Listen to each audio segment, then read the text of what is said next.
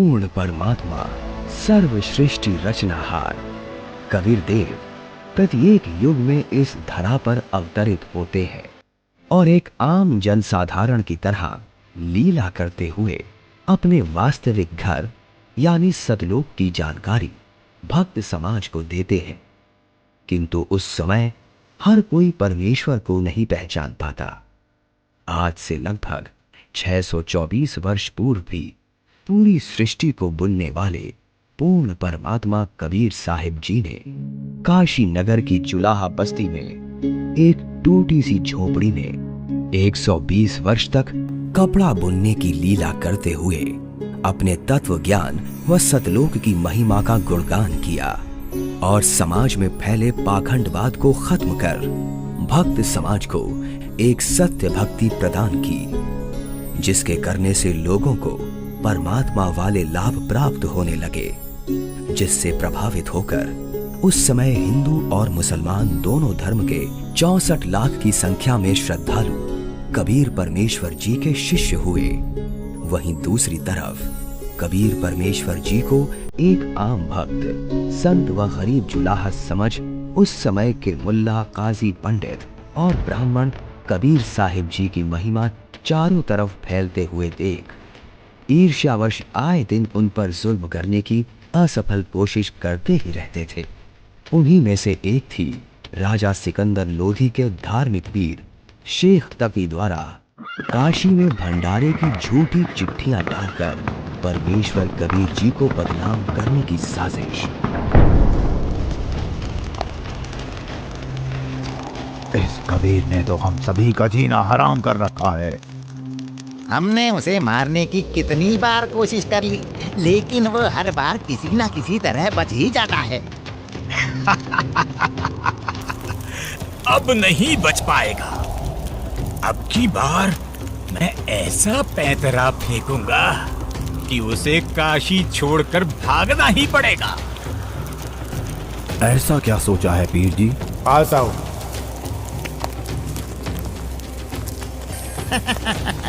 आपने भी क्या तरकीब सोची है? अब तो उस दुष्ट के लिए भारी मुसीबत आने वाली है। अगले ही दिन से एक पत्र भारतवर्ष के कोने कोने में सभी मठों, आश्रमों, मंदिरों में पहुंचने लगा।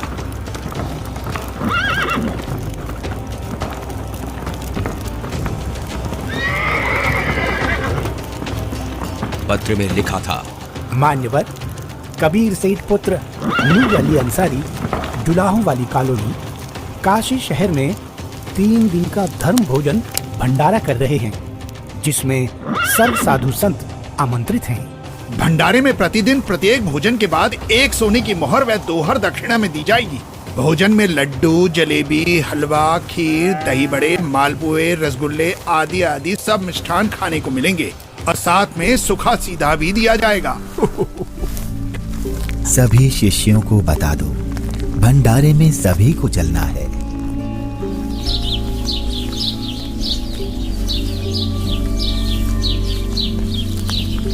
जगह जगह झूठी चिट्ठी के पहुंचते ही हर तरफ भंडारे की चर्चा होने लगी, जिसके बाद सोने की मोहर और दोहर के लालच में पूरे देश से लाखों की संख्या में लोग काशी में निश्चित दिन से पहले वाली रात्रि को ही पहुंचने लगे और देखते ही देखते पूरी काशी नगरी भंडारे में आए साधु संतों से भर जाती है।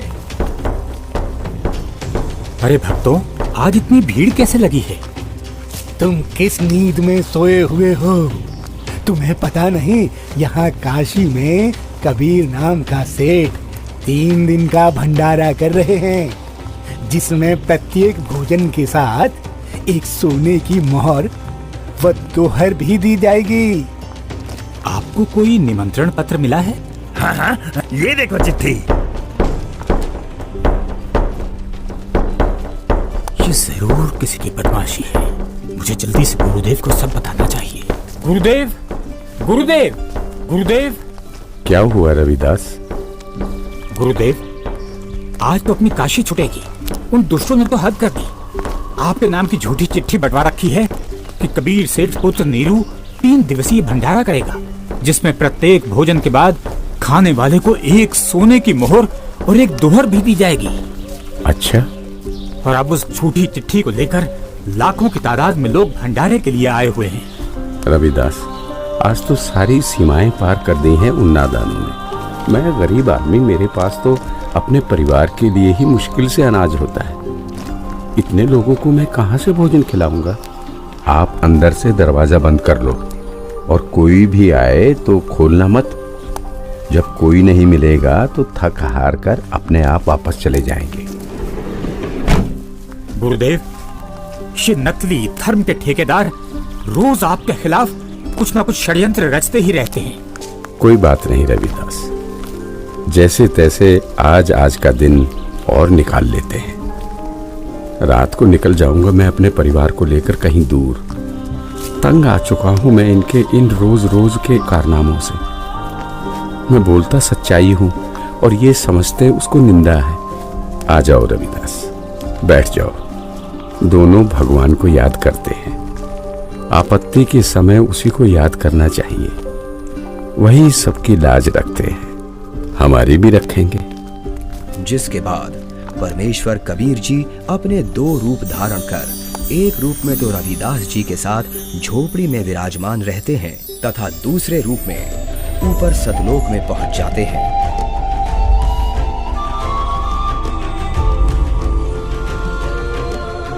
जहां असंख्यों बैल उनका इंतजार कर रहे होते हैं, जिनके ऊपर टंगे झोलों में भंडारे के लिए टेंट का सामान और पका पकाया भोजन, लड्डू, जलेबी, कचौड़ी, पकौड़ी सब लदा हुआ है। हे सृजनहार परमात्मा, जहाँ आप गए हो वो तो खाकी खंजूस स्थान है। वहाँ सारी उम्र लगे रहते हैं, फिर भी खाने को भोजन तक अच्छे से नसीब नहीं होता। आपके आदेश से हमने सब कुछ तैयार कर रखा है। परमेश्वर कबीर साहिब जी वहां खड़े अनंत कोटि बैलों में से केवल 9 लाख बैलों को और सेवादार रूप में वही की कुछ हंस आत्माओं को लेकर एक पल में सतलोक से चलकर काशी में प्रकट हो जाते हैं।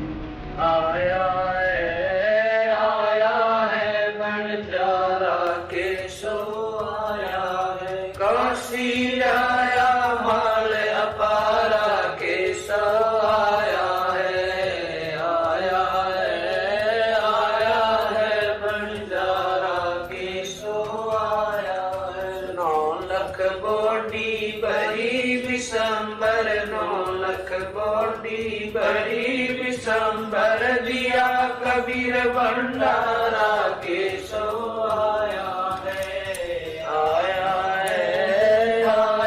है भंडारा के सो आया है। धरती ऊपर तंबू ताड़े, धरती ऊपर तंबू ताड़े, चौपड़ के भंडारा के सो आया है,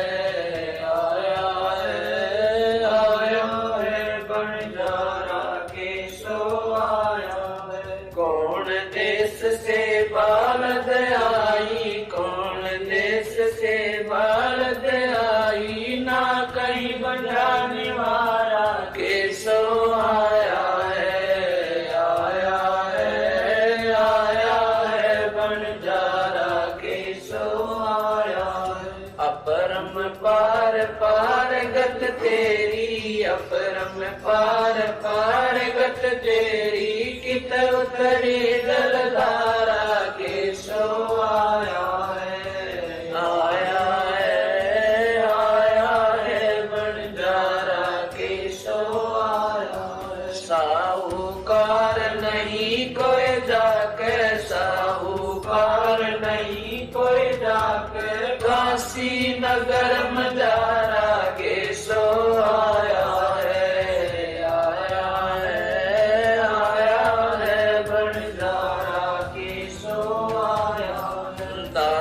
गरीब कलप से उतरे, दास गरीब कलप से उतरे, जिया पे अलग कर तारा के सो आया है, आया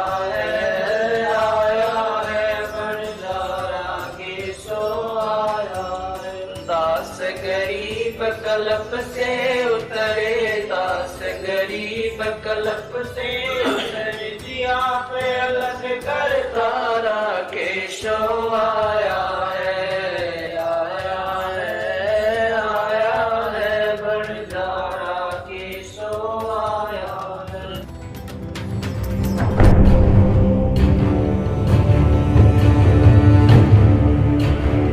राजन, आपके गुरु का निमंत्रण आया है भंडारे का, आप चलेंगे नहीं क्या?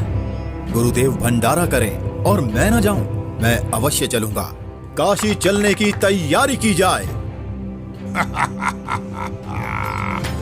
देखते ही देखते काशी शहर के चौपड़ के बाजार में परमेश्वर की दया से भंडारा शुरू हो जाता है। ऐसा स्वादिष्ट भोजन, वाह, जो खाता वो गुण गाते नहीं थक रहा था। सब्जी, पूरी, लड्डू, जलेबी, कचौड़ी, पकौड़ी, दही भल्ले, खीर, हलवा आदि जो कोई कुछ भी पकवान मांगता वो उसे खाने को मिल रहा था। और चिट्ठी में लिखे अनुसार प्रत्येक भोजन के बाद सभी को एक दोहर और एक सोने की अशरफी भी दी जा रही थी।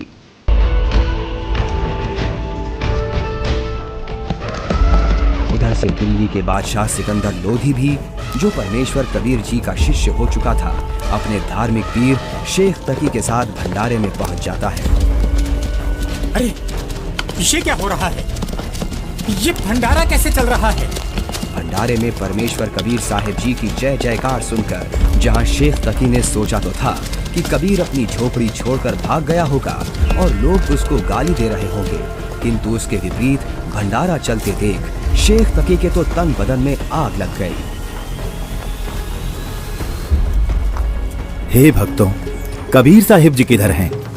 कबीर साहिब जी का तो मालूम नहीं, किंतु उधर सफेद तंबू में एक व्यक्ति बैठा है, वही भंडारे की सारी व्यवस्था किए हुए है।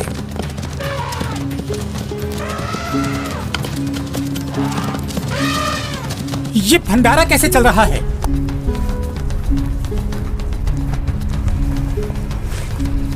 कौन है आप और कबीर जी से क्या नाता है आपका?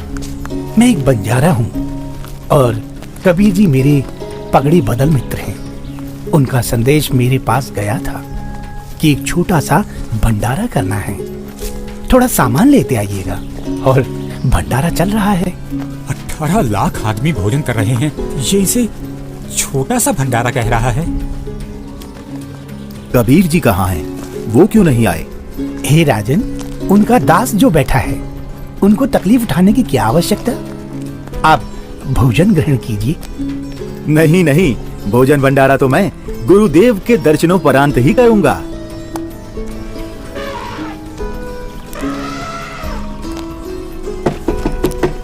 हे गुरुदेव, लगता है उन्होंने हमें यहाँ भी खोज लिया। भीड़ शायद घर पूछते पूछते यहाँ तक पहुँच गई है। कोई बात नहीं, आप दरवाजा मत खोलना, कुछ देर बाद अपने आप चले जाएंगे। दरवाजा खोलिए परवरदिगार, दिल्ली से आपका दास सिकंदर आया है। राजन, हम दरवाजा नहीं खोलेंगे। इन लोगों ने तो आज सभी हदें पार कर दी हैं। मेरे नाम से झूठी चिट्ठी डाल रखी है। मैं कैसे निकलूं बाहर? इस बनारस में कोई सेठ भी मेरा ऐसा जानकार नहीं है जो मुझे पैसे उधार दे दे। मैं तो बड़ी मुश्किल से ताना बुनकर अपने परिवार का पालन करता हूँ। इन लोगों ने मेरा जीना मुश्किल कर दिया है। बस आज रात होने का इंतजार है राजन। रात होते ही मैं अपने परिवार को लेकर कहीं दूर चला जाऊंगा। है परवरदिगार, आप मुझे नहीं बहका सकते। आप ही अल्लाह अकबर हो। आपने देखो वहाँ क्या रंग लगा रखे हैं। एक बार दरवाजा खोल दो दाता, दास आपके दर्शन करना चाहता है। खोल दो दरवाजा।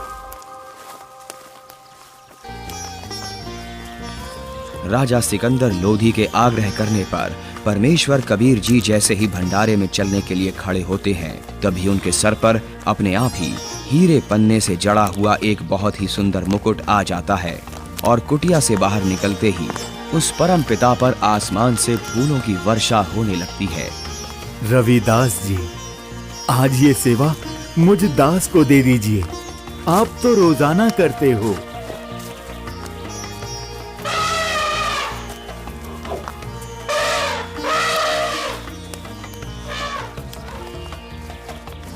इनमें से कबीर जी कौन है? जिस पर बादशाह सिकंदर लोधी चवर कर रहे हैं, वही कबीर हैं। धन्य हो भोजन है। इसके बाद कबीर साहिब जी अपने ही दूसरे रूप केशव से मिलने के लिए उनके तंबू में आते हैं और जो ही परमेश्वर कबीर जी तंबू में प्रवेश करते हैं तो देखते ही देखते अपने आप उनके लिए एक सुंदर सिंहासन लगने लग जाता है जिस पर चारों तरफ हीरे पन्ने मोती जड़े हैं। परमेश्वर कबीर साहिब जी आसन ग्रहण करते हैं। उधर परमेश्वर को देखने के लिए भंडारे में आई लाखों की भीड़ टेंट के चारों तरफ इकट्ठा हो जाती है, जिसके बाद केशव रूप परमात्मा कबीर जी से कहते हैं, हे परमेश्वर, आप अपने अद्भुत लोक को छोड़कर इस झूठ कपट वाले लोक में क्यों आ गए? आप इनका भला सोचते हो, इनको अमृत भोजन खिला रहे हो और ये आप ही के विरुद्ध इकट्ठा हुए रहते हैं। केशव, सब लोग मैंने ही रचे हैं, सबका धारण पोषण मैं ही करता हूँ। तू मेरे दुख को नहीं जानता, ये सब मेरे बच्चे ही हैं। अपनी अज्ञानता से ये काल के जाल में फंसकर भयंकर कष्ट उठा रहे हैं और उसी काल के प्रभाव से ये आज मुझे अपना दुश्मन मान रहे हैं। मैं इनको सत भक्ति देकर वापस लेने के लिए आया हूँ। परमेश्वर जी, आप हंस लोक को छोड़ इस जीव लोक में आए, जिनका हाड़, चाम और रक्त का बना शरीर है, जिसमें विष्ठा भरी पड़ी है। आप इनसे कैसे भक्ति कराओगे? केशव, भैंस या गाय आदि को बच्चा होने से पहले उसमें सिर्फ हाड़ चाम होता है, दूध नहीं होता। और जब बच्चा हो जाता है तो उसी हाड़ चाम के शरीर से दूध की बाल्टी भी भर जाती है। ठीक इसी प्रकार मैं इनमें भक्ति प्रवेश करूंगा और उस भक्ति से इस हाड़ चाम के शरीर में ही इनको सतलोक प्राप्ति होगी। हे परमेश्वर, ऐसे लोक में जहाँ जमीन पर पांव रखते ही दंड लगता है, ऐसे गंदे लोक में आपकी रहनी पर मैं बलिहारी। वहीं शेख तकी की चाल उसी पर उल्टी पड़ गई। उसने लोगों को इकट्ठा तो इसलिए किया था कि कबीर किसी को भोजन करा नहीं पाएगा और लोग उसको गालियां देंगे, लेकिन कबीर जी ने उन इकट्ठा हुए लाखों भक्तों को 3 दिन तक मोहन भोजन भी खिलाया और सोने की मोहर व दोहर देकर सत्संग से उनका अज्ञान अंधेरा भी हटाया। फिर भी ये सब शेख तकी से देखा नहीं गया। उसके अंदर जलती ईर्ष्या की आग इतने महान समागम में भी कमी ही ढूंढ रही थी और इसी आग में शेख तकी मुंह बनाकर सिकंदर लोधी से कहने लगा, चलो राजन, इसने क्या भंडारा किया है? बहुत अच्छा सा किया है। ऐसे ऐसे तो हम 100 भंडारे कर देंगे। शेख तकी ने जब इतना कहा ही था कि बोलते बोलते उसका मुंह टेढ़ा का टेढ़ा ही रह गया और वो गूंगा बहरा भी हो गया। उसने कुल 52 बार कबीर साहिब जी पर जुल्म किए, परंतु ये उसके जीवन की आखिरी बकवाद थी जो उसने कबीर परमेश्वर जी के साथ की। 3 दिन तक समागम चला। तीसरे दिन सेवकों ने बचा हुआ सामान व टेंट आदि बैलों पर लाद दिया और चल पड़े।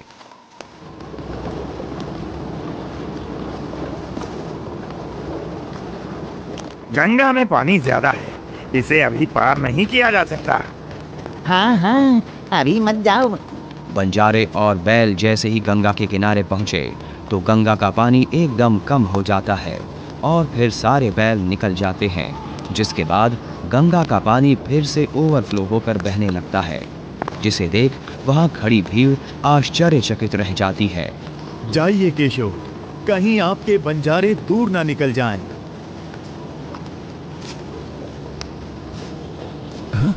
ये क्या? कहाँ गए बैल, कहाँ गए बंजारे? राजन, जहाँ से आए थे वहीं चले गए। इससे पहले कि सिकंदर इस बात को समझ पाता, उसी समय केशव भी कबीर जी के अंदर समा गए। सिकंदर दंग रह गया, रोते हुए कबीर परमेश्वर जी के चरणों में दंडवत की।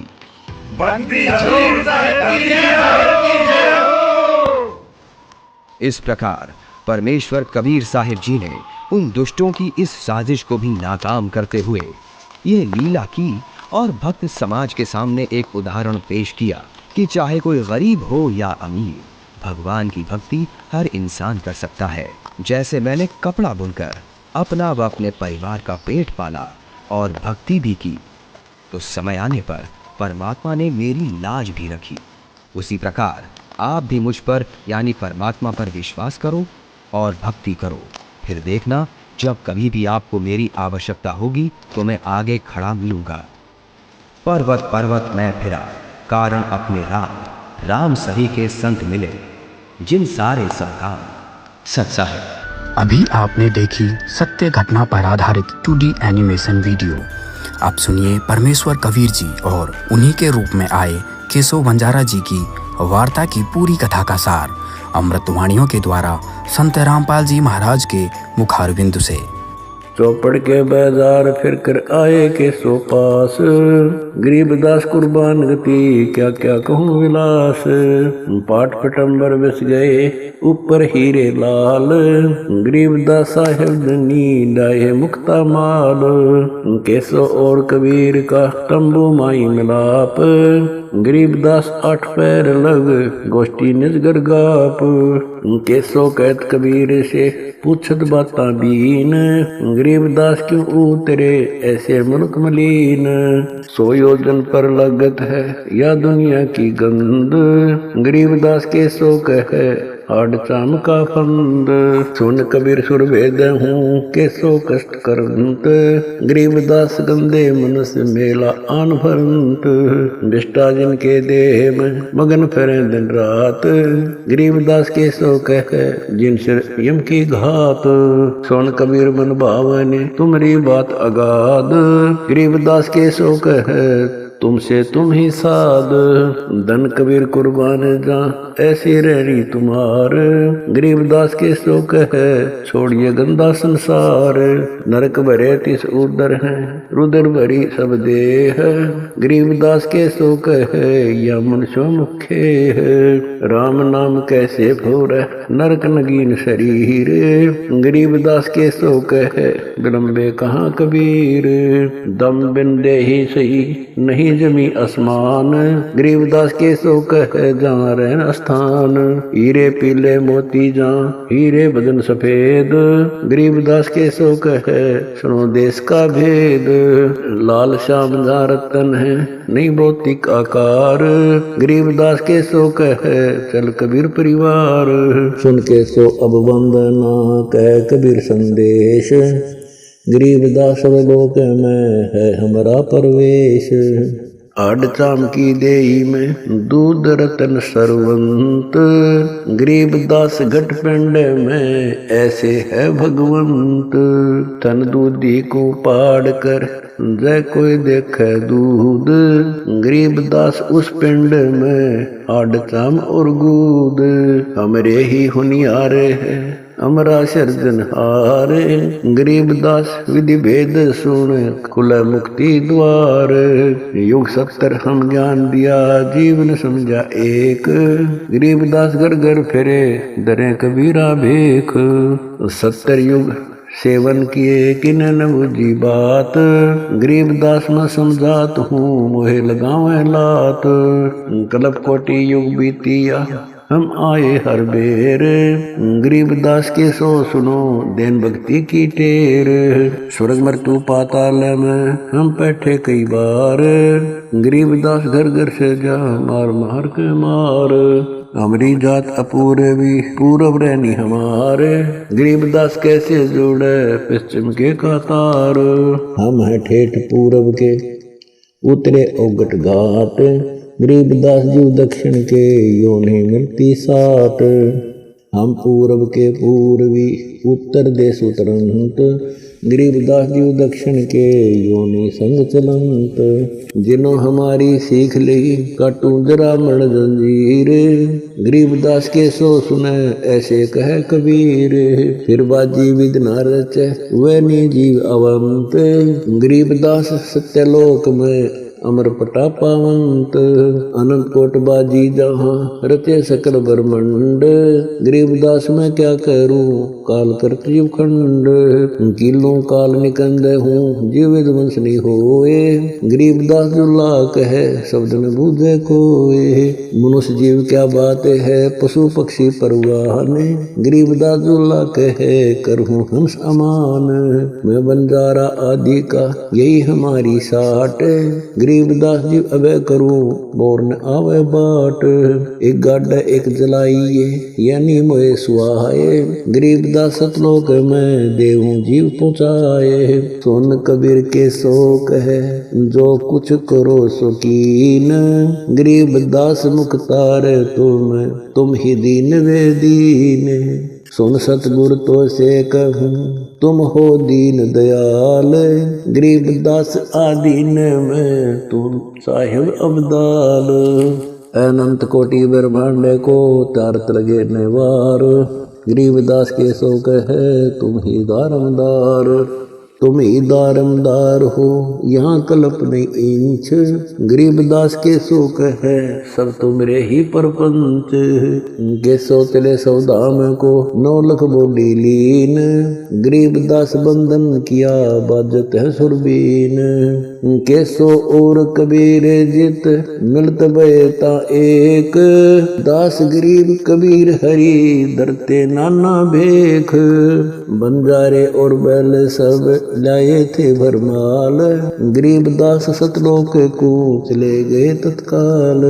आवत जाते ना लेखे कौन नाम प्रकाश। गरीबदास बूझ है कहाँ गए हरिदास।